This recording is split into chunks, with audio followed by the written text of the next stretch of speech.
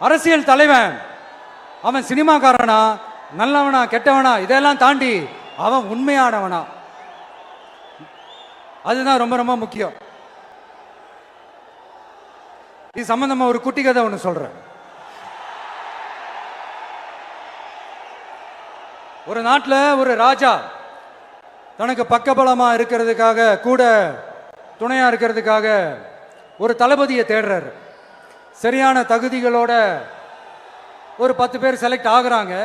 ஆனால் அதில் ஒருத்தர் மட்டும் தான் செலக்ட் பண்ணணும். அதனால் அந்த ராஜா என்ன பண்ணுறாருன்னா ஒரு டெஸ்ட் வைக்கிறார்.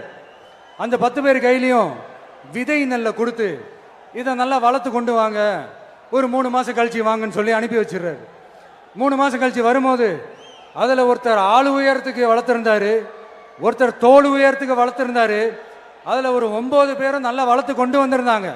ஒருத்தர் மட்டும் வெறும் தொட்டியோடவே வந்தார்.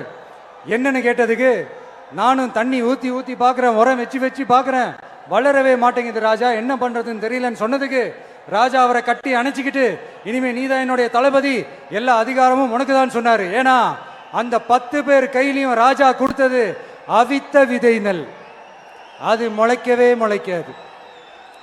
அந்த 9 திருட்டு பயலும் என்ன பண்ணியிருக்காங்கன்னா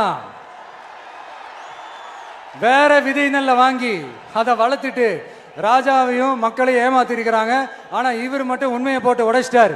அதனால ஒரு நாட்டுக்கு திறமை எந்த அளவுக்கு முக்கியமோ அந்த அளவுக்கு உண்மையும் நேர்மையும் முக்கியம். இப்போ நீங்க எல்லாரும் தான் அந்த ராஜா. நீங்க தேர்ந்தெடுக்க போற அந்த தளபதி சும்மா சினிமாக்காரன் சினிமாக்காரன் சினிமாக்காரன். அம்பேத்கர் அவர்களை தோக்கடிச்சது சினிமாக்காரன் இல்ல, அரசியல்வாதி. காமராஜர் அவர்களை தோக்கடிச்சது இங்க விருதுநகர் பகுதியில் தோக்கடிச்சது சினிமாக்காரன் இல்ல, இன்னொரு அரசியல்வாதி.